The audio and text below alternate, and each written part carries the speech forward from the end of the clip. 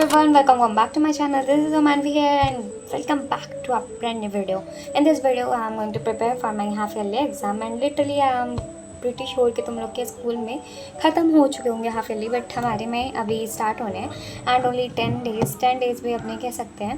Only 7 days left to my board, no, back to class 11. only 7 days left to my half yearly exam and अभी मैं थोड़ा सा question practice कर रही हूँ बिकॉज मेरा कॉन्सेप्ट क्लियर है बट मुझे क्वेश्चन लगाना ही नहीं आ रहा. लिटरली मेरे अकाउंट्स में गोल है इस टाइम पे क्योंकि मेरे अकाउंट्स बहुत ज़्यादा ही ख़राब चल रही है, बट अभी मुझे अकाउंट्स ही सही करना है. सो उसको हम करेंगे और साथ ही साथ आज हम इको ख़त्म करेंगे क्योंकि इको में कुछ ज़्यादा नहीं है और स्टैटिस्टिक्स हमें ख़त्म करने होंगे क्योंकि मैक्रो इकोनॉमिक्स मेरा अच्छे से पहले से बहुत प्रिपेयर है क्योंकि मैं जब BSU में थी तभी मैंने उसको बहुत अच्छे से घोर के पी लिया था.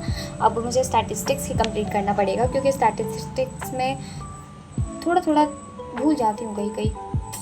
ठीक है, ओके. सो अब हम बात करने से पहले अब अकाउंट्स से पहले इकोनॉमिक्स पढ़ते हैं, फिर हम मिलते हैं उसको ख़त्म करने के बाद. सबसे पहले I have to something to show you guys. रुको मैं दिखा रही फ्रॉम मिस्टर DIY और it's just for 85 rupees. You can't imagine भाई कितना सुंदर है ये. देखो ये दम कवाली स्टाइल है. सबसे पहले तो तुमको ये दम प्रेस करना है. This is for opening. Okay, and यहाँ पे मेरा ये स्पेक्ट्स एंड तब प्यारा सा लग रहा है. So yes, back to study guys.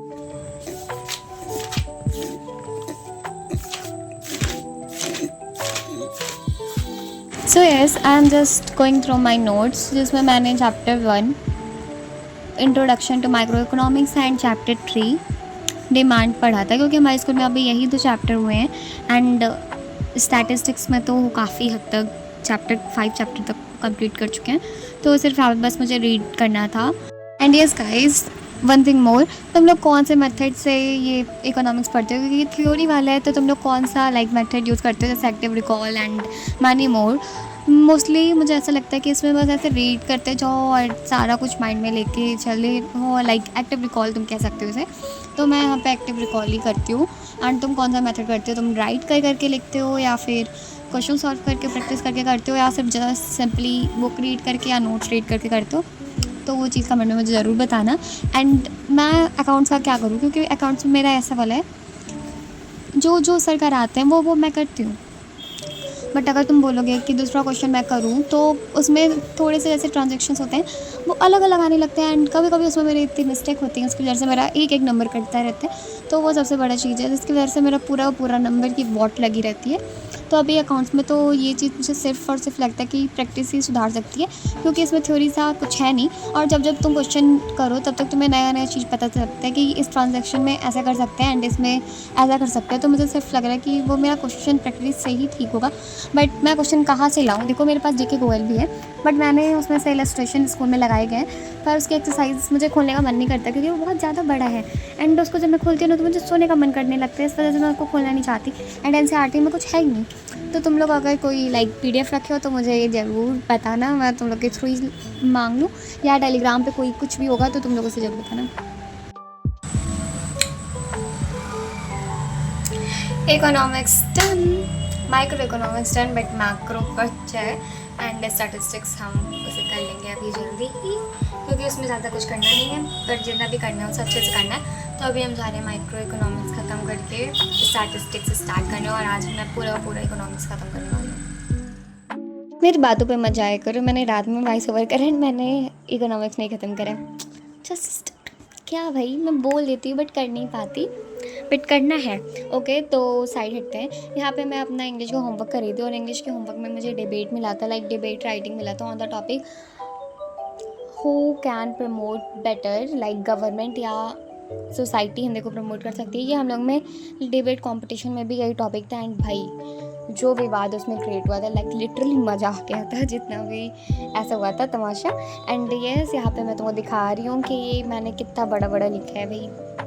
मतलब यार इससे ना क्या बताऊँ, मैं खुद से तो लिख नहीं रही, ChatGPT इज़ ऑन टॉप, तो मैं उससे हेल्प लेकर लिखी थी. एंड यहाँ पे तुम मेरा अपडेट देख लो सिलेबस का.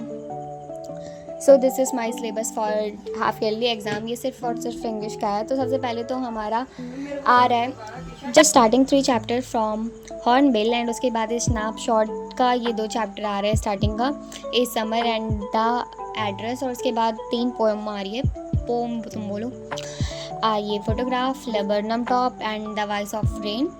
इसके बाद ग्रामर में हमारे ये चार टॉपिक, और उसके बाद ये राइटिंग वाला आ रहा है। Yes that's it. राइटिंग में हमें advertisement, speech writing and poster making है, और प्लस एक और टॉपिक है हमारा डिबेट राइटिंग, मैंने तुम्हें स्टार्टिंग में दिखाया। And yes guys that's me. और इसके बाद मैं बस यहाँ पे थोड़ा सा बुक खोल कर बैठ गई थी, क्योंकि the voice of the rain जब मैं यहाँ पे सिलेबस देखा मैंने, तो 4 घंटा बाद मुझे याद आता है कि मैंने देखा ही नहीं अभी तक ये चैप्टर कभी। लाइक लिटरली मेरे को ऐसा वाला सदमा आता है, चैप्टर कौन सा है। और मैं झूठ नहीं बोल रही, मैं BHU से जब आई थी तब मैं मतलब यही वाले स्कूल में चैप्टर चल रहा था, और जब मैं आई थी ना तो मेरा बिल्कुल भी पढ़ने का मन नहीं करता था, क्योंकि इतने टाइम बाद मैं सबसे मिल रही थी फिर से, तो बस मैं यहाँ पे क्लास टाइम में पढ़ती नहीं बतियाती ही रहती थी, क्योंकि इंग्लिश का बेल ही एक था जिसमें मैं अपने फ्रेंड से मिल पाती थी, क्योंकि वही क्लास हमारी कंबाइन होती थी, बाकी स्ट्रीम तो हम लोग का डिवाइड ही हो गया। दैट्स वाई उस बेल में मैं बस उससे बात कर रही थी, एंड मेरे को थोड़ा सा भी ध्यान नहीं था इस चैप्टर का, तो मैंने इस चैप्टर का ओवरव्यू देखा, एंड उसके बाद मुझे ऐसा वाला लगता है कि इसको सर से मेरे को एक बार फिर से रिवाइज़ कराना पड़ेगा, कि सर एक बार रिवीजन करा दे, क्योंकि सर जैसा बताएंगे ना वो सबसे बेस्ट होता है। और एक चीज़ मैं तुम्हें बताऊँ तो मैं अब ऑनलाइन नहीं पढ़ पाती, ऑनलाइन पढ़ने की क्षमता मेरी ख़त्म हो गई है। अब बस मैं अगर टीचर अच्छे से पढ़ा दे रहा है या मैं खुद से पढ़ ले रही हूँ बुक रीड करके, वही बहुत काफ़ी है, क्योंकि मैं ऑनलाइन स्टडी नहीं कर पाती हूँ अच्छे से। एंड उसके बाद क्या, ये थोड़ा सा एक दिन पहले की क्लिप है, ये नवरात्रि ख़त्म हुआ था तो यहाँ मेरा टेबल भी बहुत साफ़ सफाई हुआ था टेबल का, लाइक इतना साफ़ था टेबल, उसको और साफ़ कर दिया था मैंने। And yes that is for today. अब देखो 90 डे विंटर आर्क चैलेंज करने वाली हूँ मैं, बट तुम ये मेरे से एक्सपेक्ट मत करना कि मैं 90 डेज़ डेली पोस्ट करूँगी, because I don't have any guts to that, but हाँ मैं तुमको अपडेट देती रहूँगी। So yes this for today, bye.